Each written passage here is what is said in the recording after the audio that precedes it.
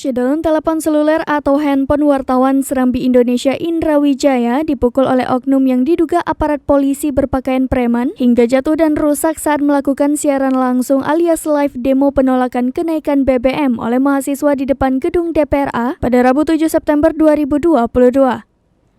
Kronologis kejadiannya bermula sekitar pukul 13 waktu Indonesia Barat. Indra Wijaya datang untuk meliput demo penolakan kenaikan harga BBM oleh mahasiswa di depan gedung DPR Aceh, Jalan Daud Bereh, Banda Aceh.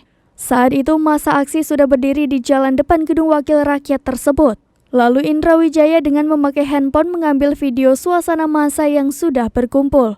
Sekitar pukul 13.30 waktu Indonesia Barat, massa bergerak menuju pintu gerbang untuk masuk ke dalam gedung DPR Aceh.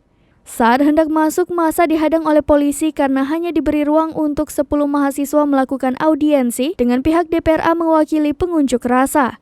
Massa tidak terima sehingga mencoba mendobrak pintu pagar gedung DPRA agar bisa masuk ke dalam. Melihat aksi mulai memanas, Indra Wijaya berinisiatif untuk melakukan live via Facebook untuk redaksi Serambi Indonesia. Suasana saat itu mulai ricuh. Beberapa menit live atau sekitar menit ke-8 lebih 50 detik saat arah kamera mengarah kepada beberapa massa yang diamankan polisi. Tiba-tiba seorang oknum polisi berpakaian preman memukul handphone yang sedang live di tangan Indra Wijaya. Pukulan oknum polisi berbaju preman itu membuat ponsel Indra jatuh ke aspal jalan dan mengalami pecah serta bagian layar rusak. Saat itu laporan masih bisa berlangsung walaupun gambar sudah tidak teratur atau goyang tanpa arah. Indra Wijaya kemudian mengambil handphone yang sudah tergeletak di aspal dan mengamankannya. Ia juga menyelamatkan diri dengan berpindah lokasi ke depan halte dekat kantor Bulog yang bersebelahan dengan gedung DPRA. Saat itu, Indra melihat handphonenya sudah rusak, tombol dan keyboardnya tidak sempurna lagi.